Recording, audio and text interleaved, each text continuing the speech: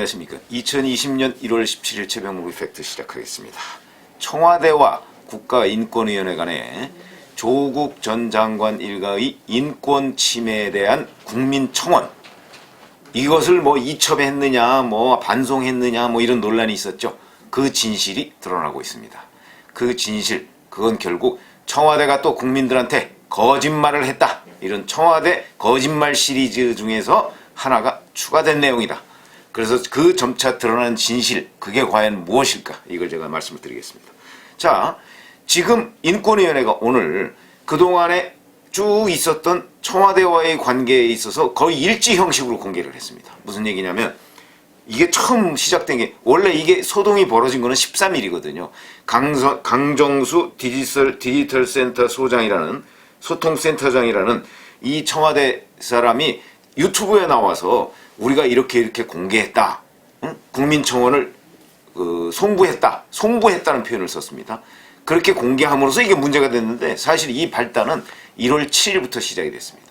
1월 7일 날 인권위원회가 노영민 대통령 비서실장 명의로 해서 조국 가족 인권 침해와 관련한 국민청원의 답변 요건이 달성됐으니 최영애 인권위원장이 답변해달라, 이런 식으로 공문을 보냈습니다. 근데 공문을 보냈는데 최영애 인권위원장이 답변해달라, 인권위원장이 직접 답변해달라. 그런데 인권위원장이 지금까지 이런 문제에 관해서 답변을 한 적이 없습니다. 그러니까 8일날 바로 이 국가인권위원회가 회신하는 공문을 보냅니다. 인권위원장이 답변한 적이 없다, 직접적 답변이 어렵다, 인권위원장이. 그런 것은 물론, 그 다음에 이 청원 자체가, 청와대 국민청원은 익명입니다. 이게 익명이기 때문에 진정을 제기하는 그 요건에도 맞지 않는다. 그러니까 접수한 사람은 노영민이라는 실명이지만 이 청원 자체가 익명이기 때문에 이것은 그 국가인권위원회 진정서 할 적에 진정으로 그렇게 접수해도 조사할 요건이 되지 않는다, 이렇게 회신을 보냈습니다. 그러면서 더군다나 인권위원장이 직접 발표해달라, 답변해달라, 이런 일은 있을 수 없다, 이렇게 해서 거부 의사를 밝혔습니다. 이거는 인권위원회가 특별히 이게 잘못됐다고 해서 거부하는 것이 아니고, 우선 인권위원장이 이런 문제에 답변할 수가 없다, 한 적이 없다, 이건 자기네들 규정에 그렇게 돼 있다는 겁니다. 그렇게 얘기를 한 것이고, 그 다음에 진정제기에, 인권위원회 규정상 진정제기의 요건도 되지 않는다.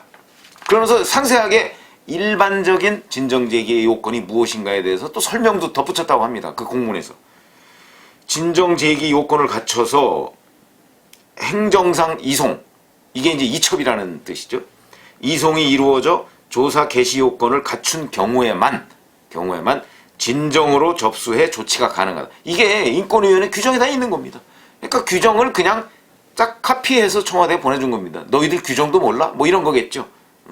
그러면서 국가인권위원회법 제32조에 따라서 진정이 익명이나 가명으로 제출된 경우에는 각하된다. 이것도 인권위원회법 32조에 있는 겁니다. 그냥 있는 거를 정확하게 설명을 해준 겁니다. 그러고 나니까 그게 이제 8일날 있었죠. 그랬더니 9일날 청와대가 또다시 공문을 보냅니다. 이번에는 조국 가족 인권 침해 관련 국민청원을 이첩한다, 이러면서 청원 내용까지 첨부해서 보냅니다. 아니, 8일날 충분히 설명했는데 그 말귀를 못 알아듣고 9일날 또 공문을 보냅니다. 그러더니 갑자기 공문을 보내고 나서 전화를 했다는 겁니다. 전화를 해서 착오가 있었다, 그러니까 그 공문을 폐기해달라, 이렇게 요청을 했다는 겁니다. 인권위원회가 얼마나 황당했으면 뭐라고 얘기했냐면, 부처 간 주고받은 공문은 구두상 폐기가 불가능하며 정식으로 공문을 보내야 한다. 이것도 규정에 있는, 규정도 아니고요, 이건 상식이죠. 부처 간의 일은 행정상 공문으로 왔다 갔다 합니다. 공문이라는 게 뭡니까? 공식적인 문서입니다. 전화로 그거 없애주세요, 저거 어떻게 해주세요, 이거는 행정 절차가 아닙니다. 기본이 안 돼 있는 겁니다. 기본이. 근데 이렇게 7일날 보냈다가 8일날 이거 안 된다, 그렇게 안내를 받았는데 9일날 또 보냅니다. 그걸 또 보내니까, 또 보내고서 바로 이어서 전화로 그거 없애주세요. 이게 정말 행정의 ABC도 모르는 사람들이 청와대에 앉아있는 것 아닌가, 이런 생각이 드는데, 어찌됐든 간에 착오가 있었다면서 얘기를 하니까 인권위원회가 이건 공문을 없앨 수 있는 거는 공문으로 다시 접수를 해서 없애달라고 해야 된다 이렇게 얘기를 했어요. 그러고 나니까 나흘이 지난 13일 그게 이제 이 얘기가 처음 문제가 제기됐던 13일에 청와대가 인권위원회에다 다시 9일에 공문이 착오로 송부된 것이므로 폐기를 요청한다 이렇게 이제 공문을 보냅니다. 진짜 공문을 보냅니다. 전화로 없애주세요가 아니고. 그렇게 하니까 인권위원회가 13일 날 알았습니다. 이거는 공문이니까. 그래서 9일 받은 공문을 반송 처리했습니다. 자, 이렇게 돼서 이제 왜 청와대가 공문을 2번 보냈다 이런 얘기를 한 적이 있었죠. 이렇게 해서 공문이 2번 된 겁니다. 2번. 근데 문제는 여기서부터 비롯됩니다. 이건 뭐 절차상 뭐 물론 말귀를 못 알아듣고 9일 날 다시 보내고 뭐 이런 좀 그 황당한 일은 있었지만 절차상 가능한 일입니다. 그런데 그 다음이 문제입니다. 청와대가 13일 날 공문이 잘못됐다 그러면서 반송 처리를 받았다고 했죠. 그런데 청와대가 바로 그날 이 답변을 대대적으로 발표합니다. 그래서 이게 소동이 벌어진 겁니다. 조국 가족 인권 침해 사항에 대한 국민청원 이 내용을 발표합니다. 강정수 디지털 소통센터장이라는 사람이 영상에 나와서 이렇게 얘기합니다. 인권위원회는 청와대 국민청원이 접수된 뒤에 우리 청원 내용이 인권 침해에 관한 사안으로 판단되면 조사에 착수할 수 있다고 전해왔다. 이렇게 발표를 해가면서 그러면서 자기네들이 송부했다. 이때 그 처음 얘기를 한 겁니다.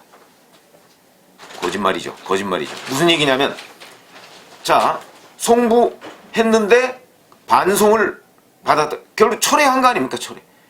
그런데 그 철회한 날 이런 얘기를 하는 겁니다.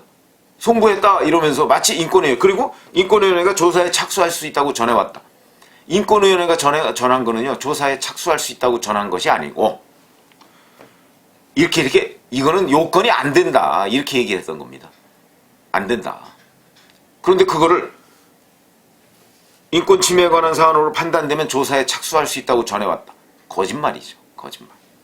그러니까 무슨 얘기냐면 저는 왜곡도 아니라고 봅니다. 거짓말이.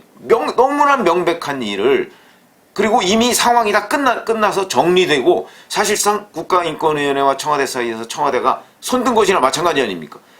요건도 되지 않는 것 같다가 뭐 2번씩이나 접수하려고 소동을 벌였다가 결국은 손들어버리고 13일 날 상황이 종료됐는데 공문으로 그거 폐기해달라 얘기를 해서 반송 처리함으로써 종료됐는데 그날 유튜브에 나와서 디지털 소통센터장이라는 사람이 유튜브에 나와서 이 송부했다고 그러면서 마치 인권위원회가 조사할 것처럼 발표를 한 겁니다. 거짓말. 왜 그러냐면 이렇게 얘기했을 수는 있습니다. 아니 얘기했다고 인권위원회가 지금 발표하고 있는 것이죠. 인권위원회법을 쭉 얘기해가면서 진정제기 요건을 갖춰서 근데 이건 진정제기 요건이 안 되는 건데 행정상 이첩이 이루어져 조사 개시 요건을 갖춘 경우에만 조사가 가능하다. 이렇게 안내를 했다는 건데 이것을 마치 이 조국 가족 인권 침해에 대한 국민청원 이것을 조사가 가능하다고 청와대에 회신한 것처럼 거짓말을 한 겁니다. 조사에 착수할 수 있다고 전해왔다. 대한민국의 행정부를 사실상 컨트롤하는 청와대에서 이거는 무지도 아니고 이렇게 거짓으로 국민들한테 더군다나 디지털 소통 센터장이라는 사람이 얘기할 수가 있는가. 정말 황당한 일이 벌어졌다. 황당한 일이. 그래서 제가 보건대는 이 상황이 다 종료된 데 대해서 이런 식으로 됐는데 그 이후에 청와대는 지금까지 아무 말이 없습니다. 자꾸 상황이 몰리니까 자기들이 그거 전말을 밝히겠다 그래놓고서 13일부터 지금까지 오늘 17일이죠. 나흘간 아무 얘기가 없었습니다. 추가 설명도 없었고요. 그 다음에 중간에 공문을 사실은 2번 보냈고 이런 식의 얘기만 있었습니다. 그렇게 해놓고 그냥 꿀먹은 멍어리처럼 가만히 그냥 있습니다. 그렇게. 그렇다고 해서 강정수 이 소통센터장을 문책했다는 얘기도 없습니다. 뭘 어떻게 된 것이지. 그러니까 국민들한테 거짓말 해놓고 그 거짓말이 지금 오늘 인권위원회가 발표를 안 했으면 아마 계속 묻힌 상태에서 있었을 것입니다.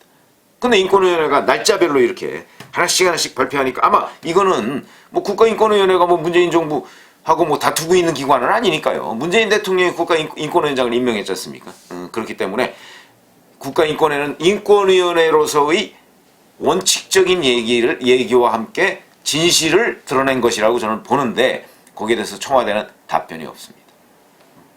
그리고 이런 정말 말귀 자체를 못 알아듣는 공문이 왔다 갔다 하고 다 끝났는데 그 공문이 무슨 뜻인지도 몰랐고 그 다음에 그 공문을 나중에 상황이 다 끝났는데 거짓말로 유튜브에 나와서 마치 인권위원회가 조국가족 인권 침해 사실에 대한 국민청원이 있는 내용 그거를 조사할 수 있는 것처럼 국민들을 속였던 것 이게 청와대와 국가인권위원회 사이에 있었던 진실이다. 그런데 이 부분과 관련해서 그동안에 10개가 넘는 인권단체들이 이 부분을 비판을 했고 우선 기본적으로 이렇게 해서 만약 인권위원회가 조사에 나선다고 하더라도 이거야말로 하명조사입니다. 하명. 청와대에서 조사해달라고 얘기한 건 아닙니까? 그것도 익명으로. 그리고 거기에 또 하나의 그 어떤 행정적 실수 이런 것이 좀 있다고 보는데 인권위원회에 이걸 이첩하려면 적어도 인권위원회 규정 정도는 봐야 되는 거 아닙니까? 인권위원회에 청와대가 이첩을 하면 인권위원회가 이걸 어떻게 할 수 있을 것이다 라는 부분에 관한 그림을 그려놓고 인권위원회에 이첩을 해야 되는 거 아닌가요? 그것도 모르고 그냥 거기 강압적으로 청와대가 하명하면 뭐든지 다 된다 이런 생각이 아니면 이런 일을 도대체 벌일 수가 없는데 그걸 지금 청와대에서 버리고 우기기까지 하고 국민들 앞에 거짓 설명을 하기까지 했다. 얼마나 황당한 일입니까? 여기에 노영민 대통령 비서실장이라는 사람은 또 뭡니까? 이 사람은 아니 그렇게 황당하게 말도 안 되는 공문에 자기 사인 그냥 딱딱 해서 보내게 되나요? 우리 청와대 행정 시스템이 이 정도입니까? 정말 황당한 일이 아닐 수 없다. 청와대와 인권위원회 사이에서 이렇게 기본도 안 된 얘기 수준에서 공문이 왔다 갔다 하고 그 다음에 그걸 거짓으로 국민 앞에 보고하고 상황을 왜곡하고 무언가 이 조국구하기 이거에 동원하려는 듯한 이런 것 이거는 거의 인권위원회 농단이다 이렇게 생각이 듭니다. 감사합니다.